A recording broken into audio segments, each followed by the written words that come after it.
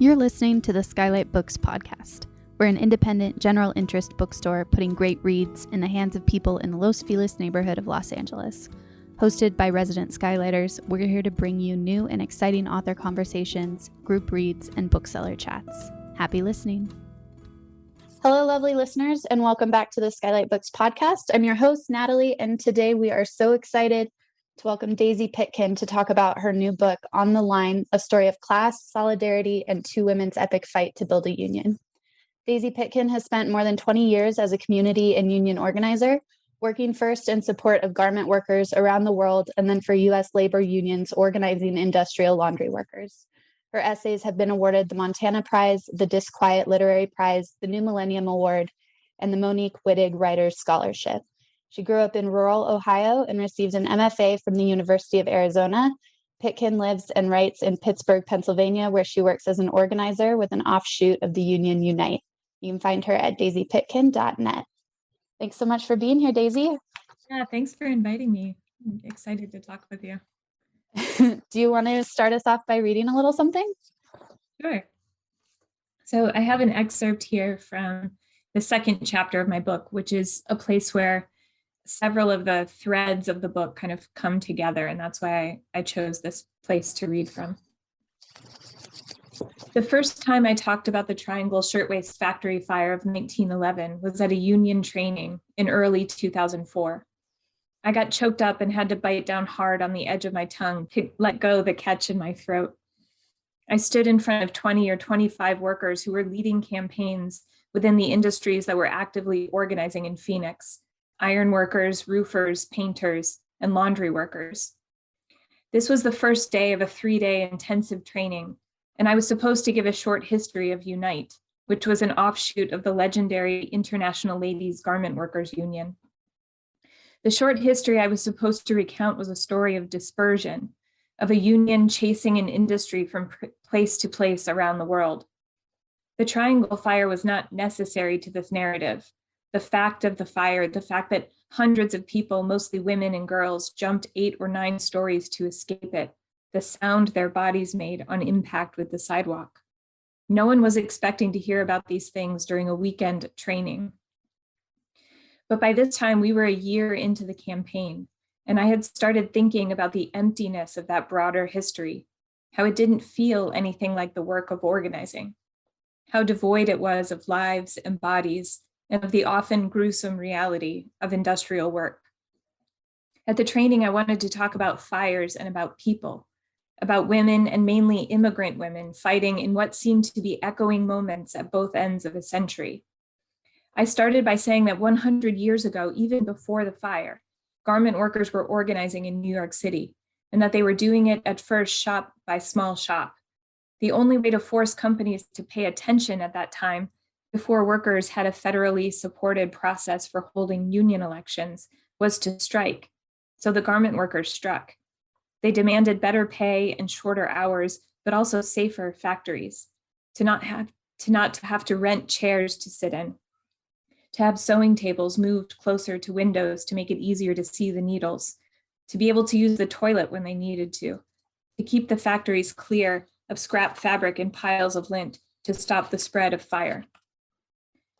The story of the fire was not necessary to the training, but it was important to Unite, both to its idea of itself, its origin and significance, and as a reminder of the urgency and high stakes of organizing, of what can happen if we lose.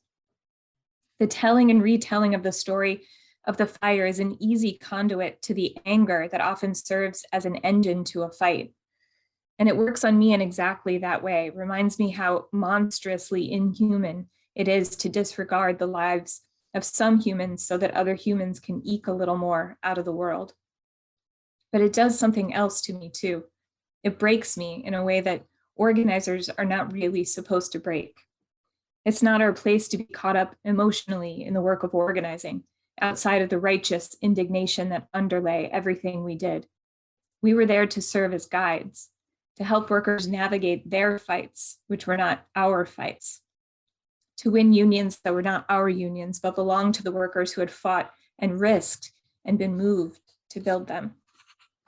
At the end of the 3-day training, I and the other facilitators handed out certificates to the workers who had participated, and then we all sat together and ate beans and rice from El Pollo Loco. We were leaving the training, prepared to launch separate fights across the city and in different industries, but we'd be there for each other in solidarity, we promised, and we were. For the next several years, we showed up at each other's rallies and strike lines, marches, and meetings. When we'd finished eating, I asked if anyone had a final question or announcement, guessing someone would respond with another joke or an exaggerated call for me to just wrap it up already. For a moment, no one said anything, and then you raised your hand, Alma, a formality that brought a sudden seriousness to the room. You asked a question that stays with me still, though I don't hear it in your voice or even in Spanish anymore. It comes as a memory of my own translation. You were wondering about the will to fight, a phrase I had used in my story about the shirtwaist strikers in 1909. Las ganas de luchar, I had said, and those were the words you used too when you asked. You wanted to know what drives some people to fight while others don't, or don't want to, or can't. Everyone is afraid, you said. So what is it that pushes some people across the threshold of fear? Is it all rage? Is it courage? Are the ones who fall down in their fear too afraid or just not angry enough? By this time in early 2004, you and I had started calling ourselves Las Polillas, the moths. At night in the motel, I was reading a book about Las Mariposas, the Mirabal sisters who worked clandestinely to oppose the Trujillo dictatorship in the Dominican Republic and were nicknamed the butterflies. We joked that we were their ugly cousins, grinding out our organizing one house call at a time in the dust of South Phoenix, so driven by the will to fight that we were bludgeoning ourselves against the porch light. In the years after I left the union, my fascination with moths grew. Among the things I learned is the nerve-wracking fact that there is no definitive answer as to why moths are attracted to light, though people have wondered about the ill-fatedness of the habit for a long time. As is true of most idioms, like a moth to flame is shorthand for something harder to describe. In this case, an irresistible, often irrational attraction to someone or something that has the potential to lead to the desirer's downfall. Most idioms work as shorthand because there is a cultural agreement on their meaning, but interpretations of the relationship described by moth to flame seem to contradict each other. Some placing agency with the moth as the active seeker of the flame and others with the flame, luring the moth to its death. We know that moths use transverse orientation, a kind of celestial navigation to find their way in the dark. The leading theory regarding their attraction to light is that moths have been unable to adapt this navigational strategy to human-made points of light, that by design, moth flight works as a function of distance. They confuse our porch lights and campfires for the moon, and then collide with them because they've evolved to know that orienting around the moon's light will help them get somewhere, though not ever to the moon itself. In 2012, archaeologists in South Africa discovered the remnants of the oldest known campfire and dated it back 1 million years. If the leading moth to flame theory is correct, then moths have had 1 million years of human fires, of localized light, to adapt their navigation and have failed to do so. How has nature not selected out the trait of mistakenly burning oneself alive? I was taken aback by your question at the end of the training, what drives a person to fight? I listened and nodded as one of the other trainers said something about struggles needing leaders and about it being the job of those leaders, of you here in this room, he said, to be courageous and to lead their coworkers through their fear. If I had tried to answer then, I think I would have said that people who fight and people who don't aren't really very different from each other, or that the difference has less to do with anger or fear and more to do with vision, that some people can't imagine or haven't yet imagined what good a fight will do, can't see a version of the world that doesn't yet exist.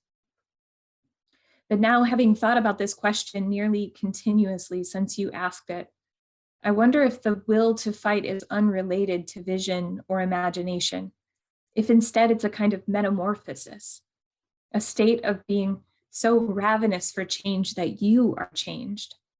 The tightening skin tightens around the neck and body of the caterpillar, which is already walking around with parts of another future body tucked inside.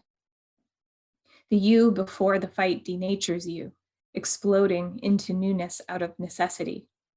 He must shed that tight, dry skin or die, writes Nabokov of a caterpillar in its final stage. Thank you so much for reading that. And I looked at my copy of the book and realized that was chapter 2 is essentially where I had gotten to, and then I had to put the book down, and like come back to it a few days later. And it was specifically the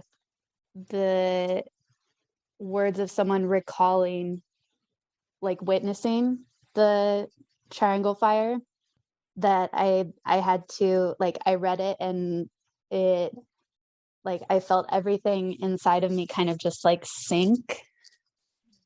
And then I had to like come back to it. And there's so much of that in this book, that Union history and the heavy grief-filled history of organizing. And I have some other questions like for you about that as well, but I wanted to start with talking about Clara. So as an organizer, a lot of this book sort of seems like this story in particular is you coming in on the ground, and like this particular story of organizing these workers in Phoenix, and a little bit of these trainings, and then you also training people in turn. But I wanted to hear a little bit about what researching like organizing history looks like to someone who comes into organizing, because you don't like go to school for it. Like you don't get to go and study past union organizing campaigns and things like that. That's something you kind of have to do on your own while it's happening. We can talk about like blitzes a little bit, but the experience itself is a sort of blitz where things just happen, and then you kind of have to, you make time to figure out who came before you. And a lot of this book talks about that, but I was wondering what the process was like of you finding out these stories that you considered telling people during these trainings, and like it isn't really a place for storytelling, but what the importance is of knowing the full range of those stories and not the ones we're told that are a few sentences long as well. Yeah. It's true that I sort of just came into this organizing campaign and was just in the thick of it immediately, because that's what organizing is like. And I hope that the book gives that feeling, because it's very sort of frenetic and overwhelming, and you're just pushed into the middle of a campaign and the urgency of a campaign. You know, like I had a crazy, as is described in the book, a crazy sort of job interview that was not really a job interview. We talked about organizing and then got in the car and went dumpster diving at a Target, you know, to see if we could assemble information that we needed to organize a place. And then I went home after that and got a call a few days later, and a factory in Lake Havasu City, a laundry factory, was on fire.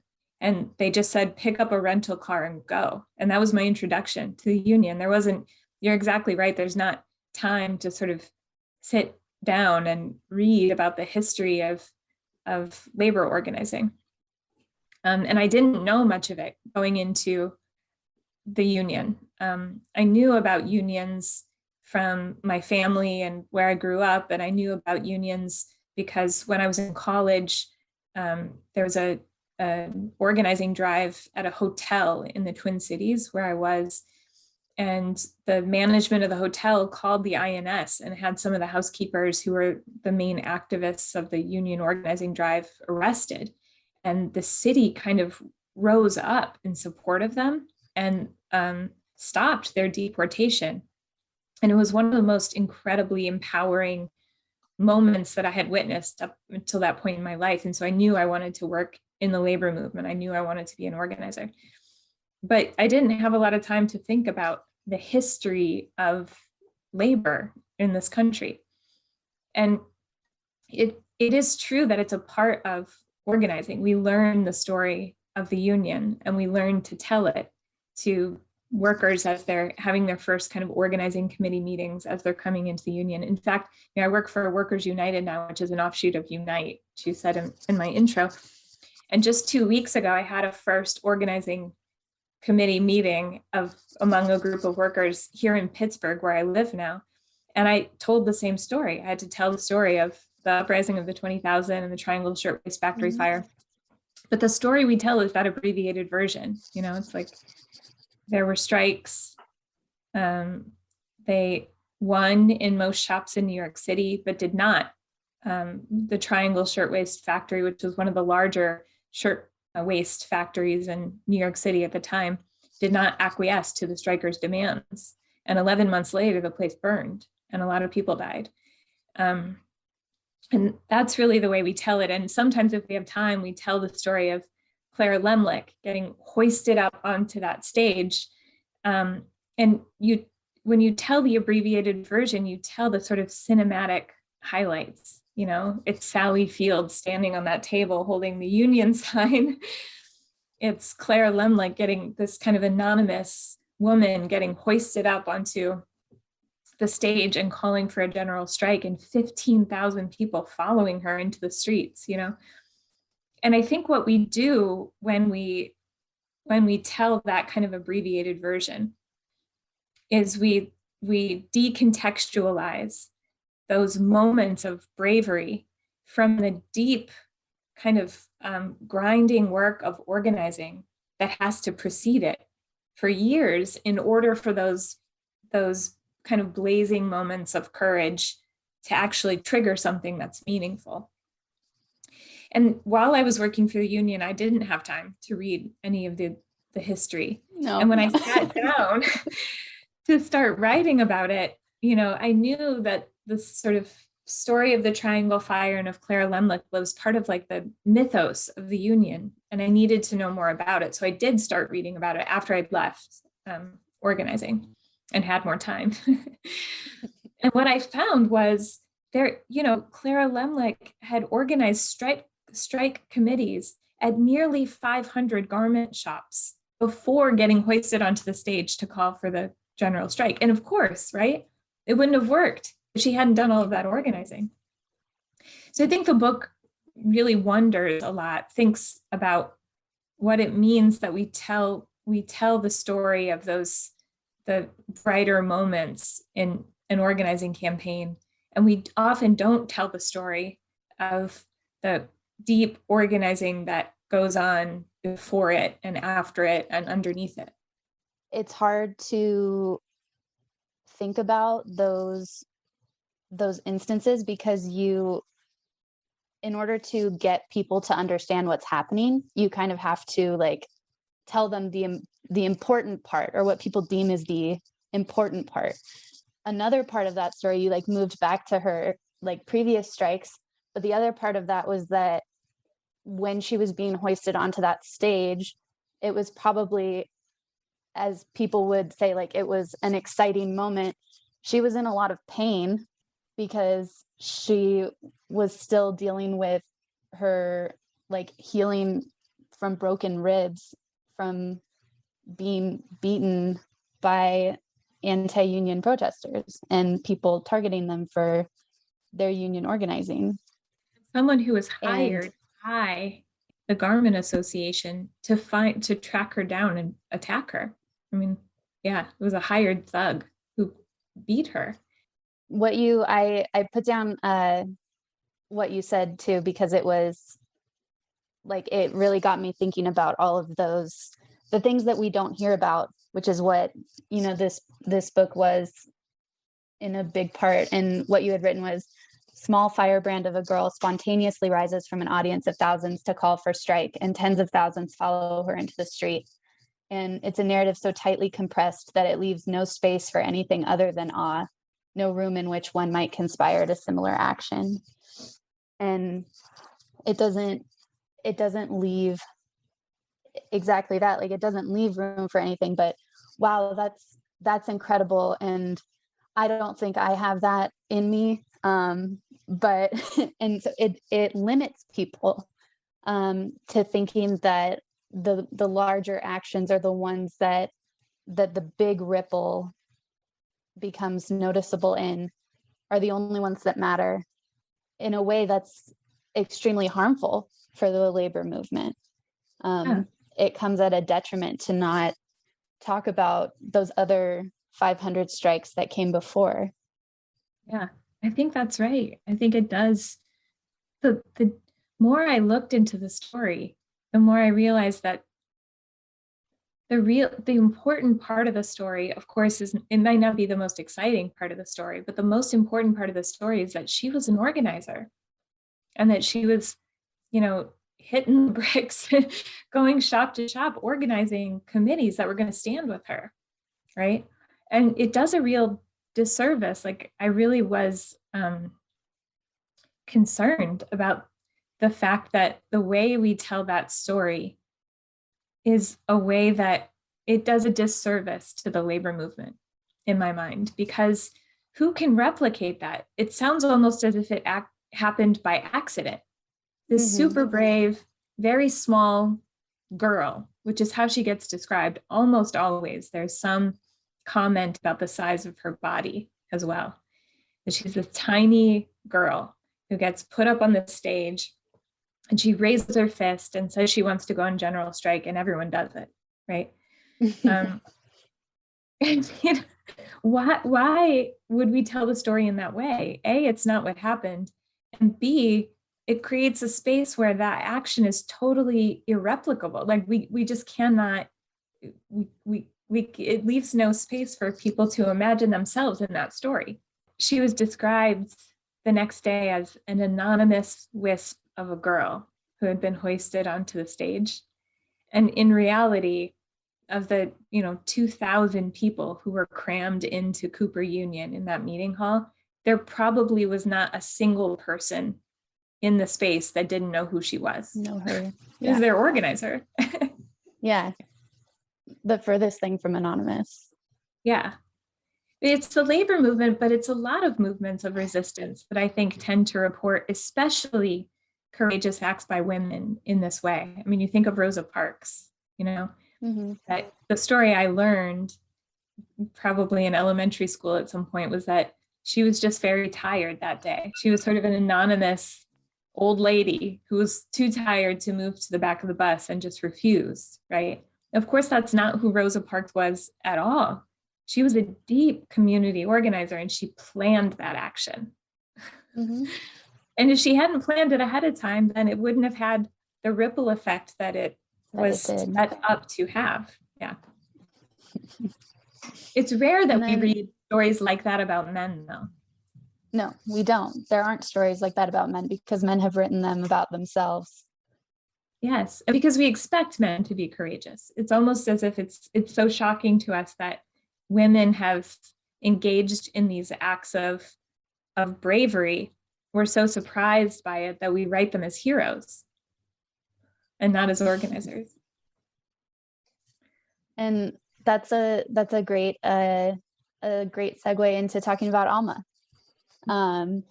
and who, if there is going to be a hero of this story, I like to think that it's her. And I wanted to hear a little bit about the decisions in, like, the design of this book and putting it together.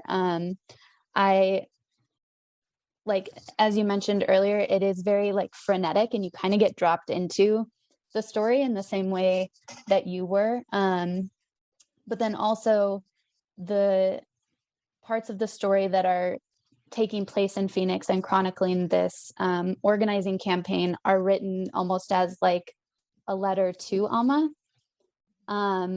which added a bit of like a foreboding, like, dread to it, almost, because you were laying out this relationship that you built with her, both like an organizing work relationship and a friendship.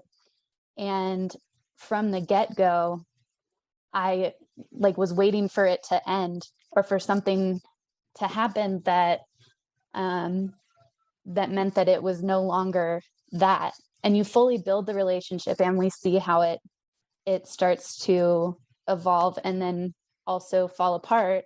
And so I just wanted to hear how you, when you did start to write this book, how you decided to tell it this way, and what those choices looked like, and the connections with the moths and the fires and all of those other things as well, but the decisions to construct this story side by side with yours as well, not just this Phoenix chapter. When I started writing some of the material that's in the book about 10 years ago. And it was a couple of years after I'd left organizing. I'm an organizer again now, but I was away for a while because I was really burned out and sort of heartbroken from some things that happened toward the end of the book. And I wasn't in touch with Alma anymore at all. Our relationship had completely fallen apart at that point.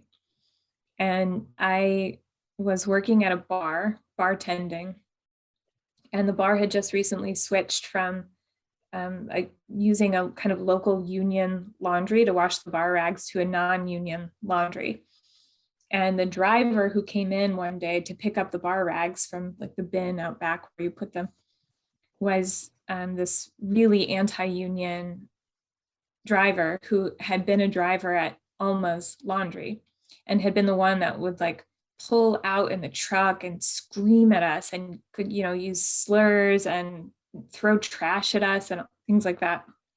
And I saw the guy. He didn't recognize me, but he came into this bar where I was working. And so it was like this thinking about the union and what had happened between me and Alma kind of came crashing back. And I got really sick, and I went to the hospital down the street from the bar. That night I got really sick and went to the hospital.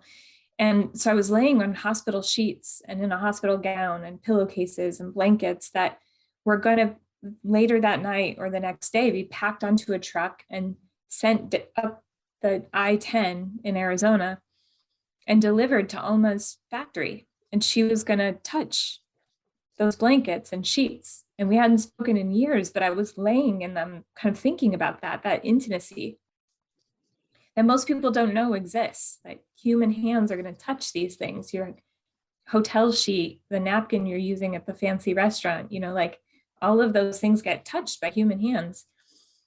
And when I got out of the hospital the next day, I went home and started writing to Alma because I'd been blocking what had happened from my mind for so long that it was sort of fuzzy around the edges. And I needed to kind of parse what had happened, try to remember the story. And it just came out kind of in my journal as this second person address to Alma. And I had no intention at the time of publishing it or putting it into a book or anything. I put it away for years. And then a few years ago, I was reconnected with Alma and I found the letters, and there they were, just kind of in the second person voice. And that was the material that sort of initiated the book, the project of the book.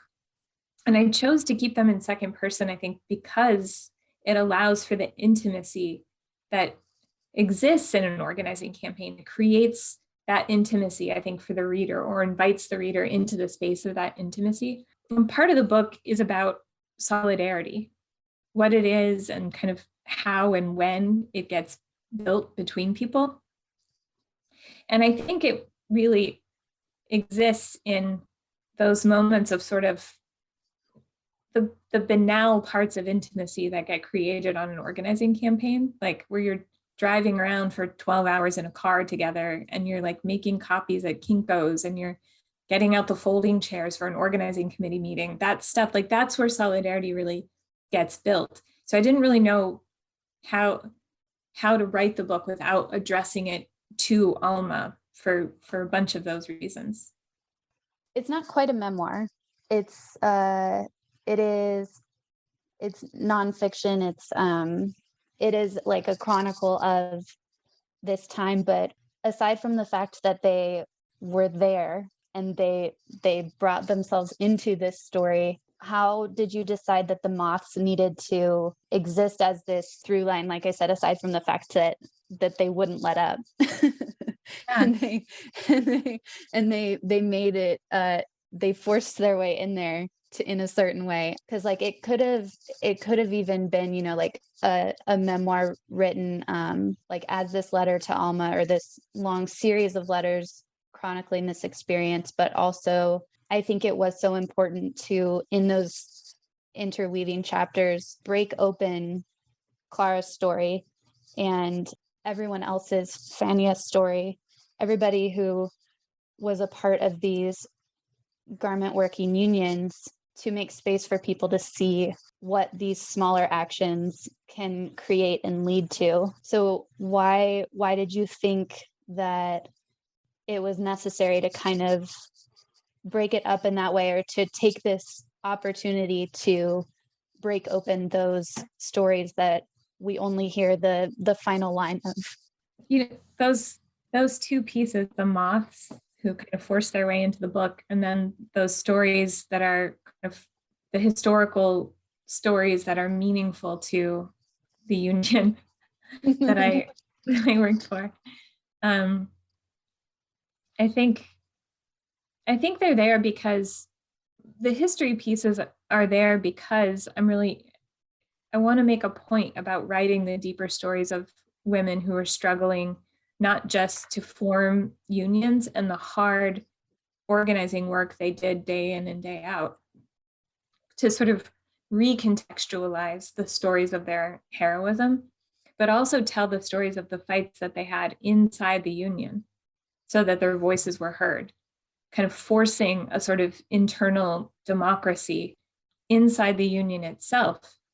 And I think that's a really important question in the book for the labor movement.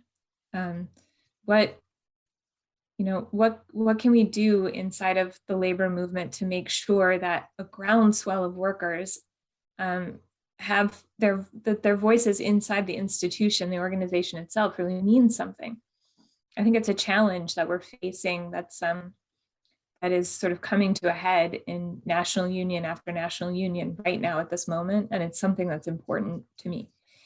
I also think that the stories from those moments in history earlier in the last century and what's happening right now in terms of the right to organize is sort of eerily similar, where there are like these bookends, both ends of the century, where labor law is so broken and loopholed at this point that it is nearly impossible to win a union, even if a majority of workers strongly voice in their workplace that they would like to have a union. Corporations are able to use labor law to push back, to delay, to break unions. It happens all the time. We look at Starbucks right now, Amazon, Kellogg's, the mine workers. It's you see it in headlines almost daily. So the right to organize right now is almost in the same state that it was when Clara Lemlich was leading those massive strikes across New York City. And I think it's important to sort of look at those two moments on both ends of the century and think about what it's going to take for us to organize and revitalize the labor movement, which I think is absolutely critical for any pathway toward liberation. There must be a labor movement that is strong and growing and militant. And the moths are there. Did you ask about the moths too? Or were you more interested? I did. And I feel like people will have to read to fully understand one, how many of them there were, and the coincidence like of the timing and everything. I've kind of I made notes about a lot of the themes throughout the book, but I mean the themes of the book are organizing and solidarity, and it's a little bit, I find it kind of hard to come at objectively, because having been involved in some organizing recently, like I didn't come into the book with like zero knowledge, which sometimes like with some, I can find that easier sometimes to come into something with no sort of idea about the world itself, and kind of take everything with like deference to the person telling you about it, who must know more about it. Like I said in the beginning too, like everything in this book hit me differently because I had recently been a part of it in an organizing campaign and bargaining a contract and all of these things. So there were so many things that you talked about that are just in my head now. And like I said, I was talking to like some of our other organizers, and one of the things that has really been sitting with me, and you get to it sort of at the end of the book, and it's something you could only, and you can talk about this, but I'm sure find after writing all of this down, as you kind of live back through it and you've had some space from it. You talk a lot about the manipulative nature of organizing and some of the things you experienced in Phoenix. And another thing was that I wrote down as well, there's no real space or time that is free from intimidation inside the dynamic of trying to build power to be used against your boss at a job you need in order to live. There's so much space in labor organizing specifically that like we don't look into and we don't consider, one, because it's a blitz, not just in the blitz stage, but all around. Like you said, it's moving so fast and there's not a lot of room to say, hold on, let's think about this real quick, or let's take a beat to pause, which seemed to happen a lot once Unite merged with Here, which people can get the full story of by reading. But when you came under the umbrella of now like two different organizations with essentially the same goal, but very different methods of getting there, you kind of just ran into a wall of sorts of how to move forward. And so I wanted to see if you could talk a little bit about that idea of what lines are worth crossing. And you think that there is one way to organize, like if you're organizing, there's a way to organize, and that's the only way to do it. Like you have these steps in every industry, in every place with all these different people. It's going to be different. That mold is not going to work for everyone because everybody's circumstances and needs are different. And so I just was wondering if you could talk a little bit about navigating that and what that process was like. I didn't know that Unite, the union that I was working for, had a culture around the organizing model that we were using. Because you're right, there are steps to an organizing campaign. And it's pretty true that no matter the union you work for, those are the steps you undertake to form a union in a workplace, and to, as an organizer, as a paid staff organizer, to help guide a group of workers through those steps. The steps are the same, but the culture I learned was it varies from union to union. So when I was organizing with Unite, I didn't have any time to reflect, right? Because we were so busy. Yeah.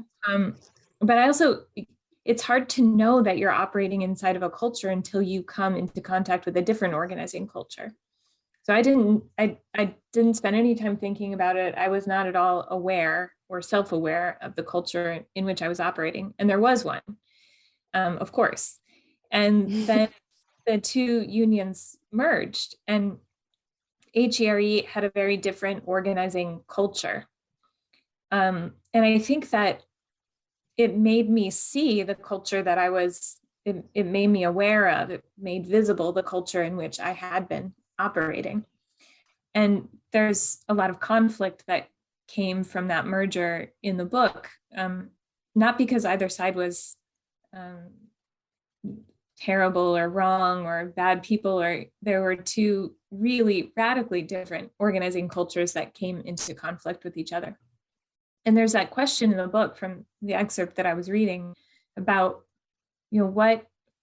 why some people fight. What is it that gives some people and not others the will to fight. And the cultures, the two different organizing cultures, I think answered that question in different ways. And it was alarming to me as an organizer. One of the cultures would answer that question that people fight because they trust us as their leaders. They trust us enough to sort of follow us through the steps as guides. And I think the other, Unite, would have answered the question that people fight because they are so upset, they're angry, they're outraged at their conditions at work, and they're outraged enough that it sort of puts them past the tipping point of their own fear, right? Their anger, which is a powerful emotion, powerful enough sometimes to get people across that threshold of fear.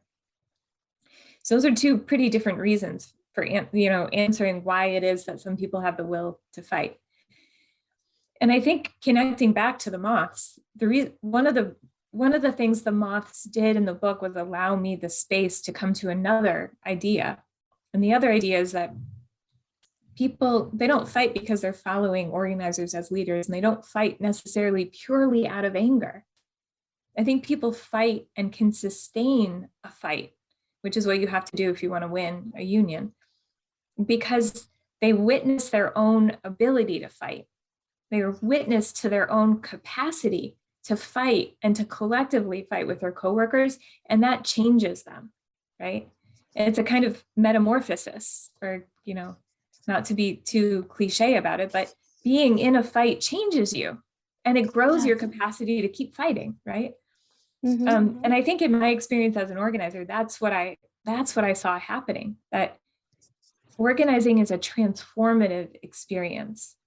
And as I think unions don't, at least the unions that I've worked for, haven't yet figured out how to sort of harness the energy that comes from that transformation and make it meaningful inside the union itself.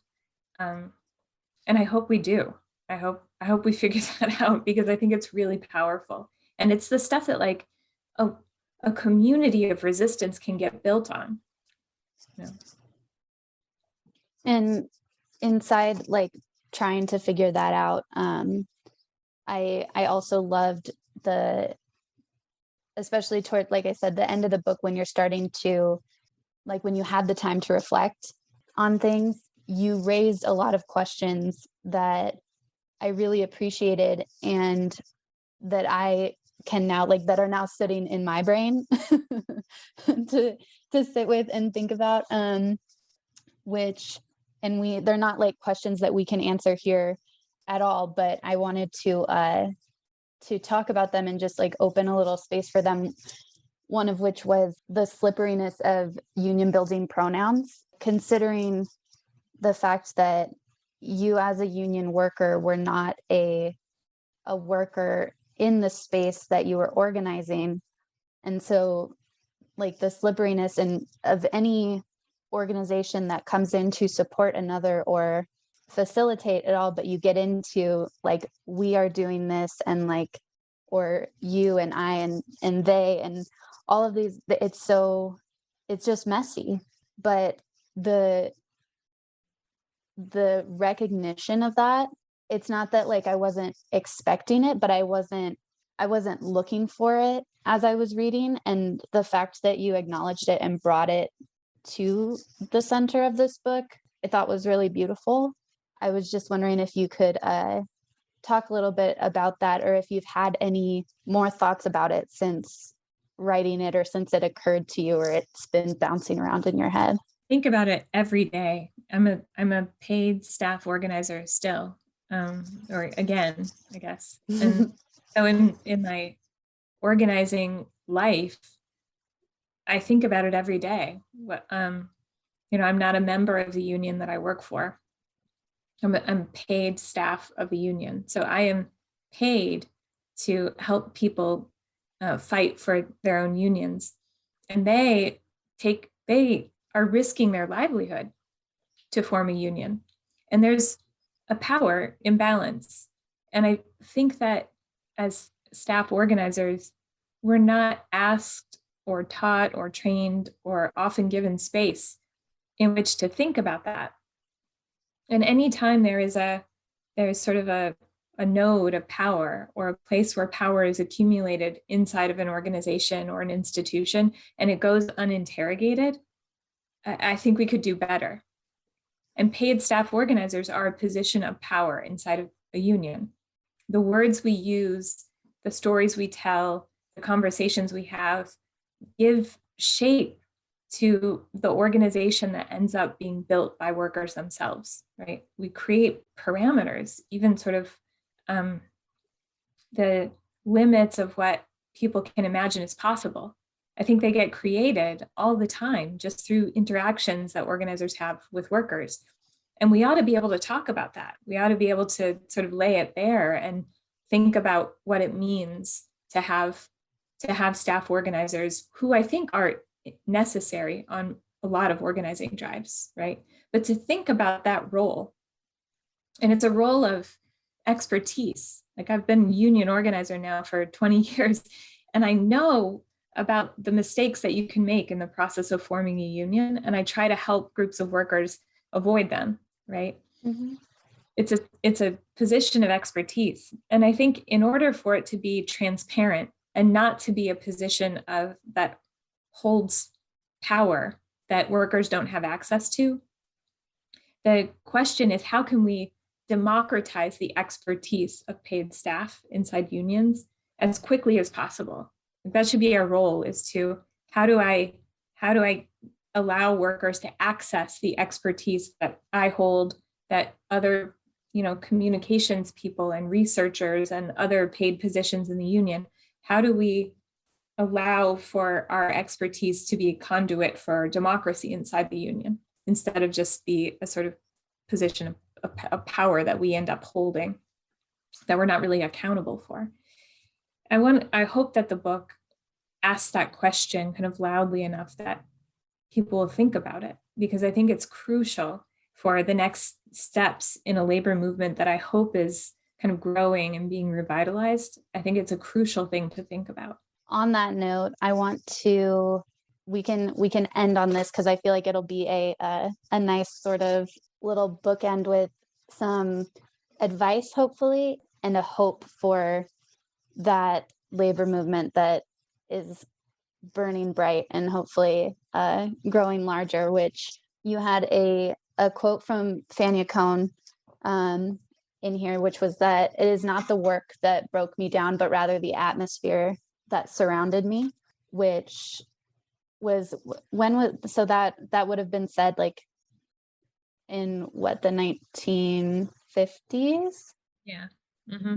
We are in a much different world now with like, we have a much different atmosphere that, and like so many other things that have made their way into that atmosphere. So that was the first part of this. And then the second was that something that you said in the last, like, I think the afterword, that was one of my other favorite parts of this, which was that when you worked for Unite and then Unite Here and then Workers Unite at SCIU, you were taught and so believed that anger is the primary emotion that drives people to fight and the only one strong enough to overcome fear, which we talked about just a minute ago too, but that differently than anger, care is another emotion involved here, and it's one that is regenerative, and that it can feed that transformation that you were talking about, where when you see your capacity for change, it can continue to fuel you. And if people are caring for themselves and the people around them, like solidarity moves into that as well. I thought maybe we could end on just some ideas for ways to renew that sense of care and things that we can do in our labor environments, life environments, that will help renew that care and a sense of solidarity, not just like among workers, but it has to start on just a human level too, because we end up having to say that when we're already in the labor movement and you say these people are human beings and that's the reason you have to give to fight, but we can start there too. We can start there before we get to having to fight. Yes. I think there is that bigger vision of care. What does it mean to live in a community that cares for, where the members of the community care for each other? What does it mean to create systems of kind of mutual aid inside the world so that we rely on each other, and so that our connectivity is made visible by systems of care, right? It's manifested through systems of care. I'm interested in that bigger question. I think in the labor movement, the language that we use, the ways we communicate about the union during organizing drives, kind of sometimes it mirrors the language that exists in sort of the capitalistic world, right? And I think that what I mean by care at that moment in the book is that I think it's important for us to realize when we're building a union, and maybe you felt this in your own organizing drive, when you're building a union, you're not building it in contrast to power that the boss has. The boss meaning just sort of the word that we use to refer to employers in a lot of organizing drives, right? It's not like the boss has a bunch of power and we're going to organize a union and then take power away from the boss. That's not really the way it works. We're building something new that has a new, that arises from its own sort of original power, which is the collective, right? It's a different substance from the power that the boss has. In fact, we don't want anything to do with the power that the boss has. We want to build our own power, right? Yeah. And that power should be built around a system of care. And in order to do that, we have to think, I think we need to think and be aware all the time about the dynamics of that collective power, the language we use to describe it, the ways we communicate with each other about it, the way that we're supporting each other all the time through it, because then we're really building something that can't be torn apart by any employer or multi-billion-dollar corporation or the other systems of oppression that are so deeply entwined with capitalism, right? Then we're building something that truly exists separate from all of that. And I think that's what I'm really interested in, figuring out how the labor movement can enact that through a system of care. I don't have like a concrete answer to it, like the step-by-step guide for how to build a union in that way. But I think collectively, I'd be interested in all of us thinking about it. Every time we build the union. Yeah, and that's so much of what I loved so much about this book, is that it didn't have answers, because, like you said, there are those steps that you take as an organizer to like organize and build a campaign.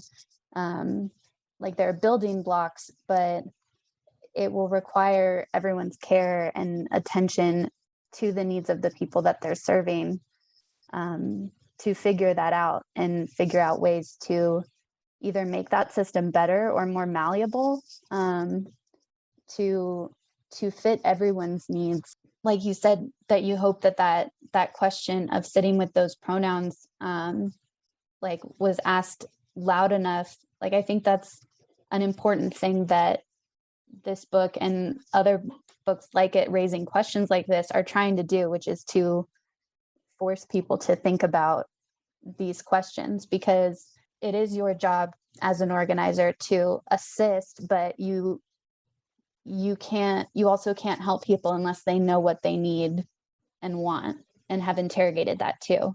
And so I believe that it does ask the questions loudly enough. And I think that allowing like the space to think about it will help bring about that change and that understanding amongst organizers and like the workers in the labor movement who are trying to create that spark. And hopefully I'm going to do it. We will fly to it like moths to a flame. I had to say it. I'm glad you did. Thank you. Yeah. Because I did love the moths, and I loved learning about like the moths too. And like you said, you hoped it wasn't too cheesy or anything, but sometimes like if it keeps happening and it works, like you have to interrogate it. Yeah. The moths really were everywhere. They were just sort of an undeniable part of the campaign. So I didn't think I could write about the campaign without them. Yeah. But also then in the years after I left organizing, I didn't really want to think about organizing. I was burned out and heartbroken, and I sort of pushed it out of my mind. Then I started taking like art classes at the community college, and everything I was doing had to do with moths. I was sort of pretending still that it was a way of looking away from the labor movement, when really what I was doing was, thinking hard about it. Yeah. So they just became twinned for me in my mind. The questions about moths and their weird biology and mythology and thinking about the labor movement. So I'm glad to hear that it works in some ways. It definitely works. And I'm very excited for everyone at SKYLIT to be able to get their hands on this beautiful book, and it will be on our shelves when it comes out, and we'll have a link to this episode so people can find it as well. Again, for all of our listeners, my guest today was Daisy Pitkin, and we were talking about On the Line, a story of class, solidarity, and two women's epic fight to build a union. You can buy the book at SKYLIT or on our website at skylitbooks.com. Thank you, Daisy. Thank you so much. This was really fun. Thank you for listening to the SKYLIT Books podcast series. Please don't forget to visit our website at skylitbooks.com and make sure to follow us on Twitter and Instagram. Also, don't forget to subscribe to this podcast for more author talks and bookseller conversations. You can find us on Podbean, iTunes, and Spotify. Stay safe and healthy, and we hope to see you back in our store soon.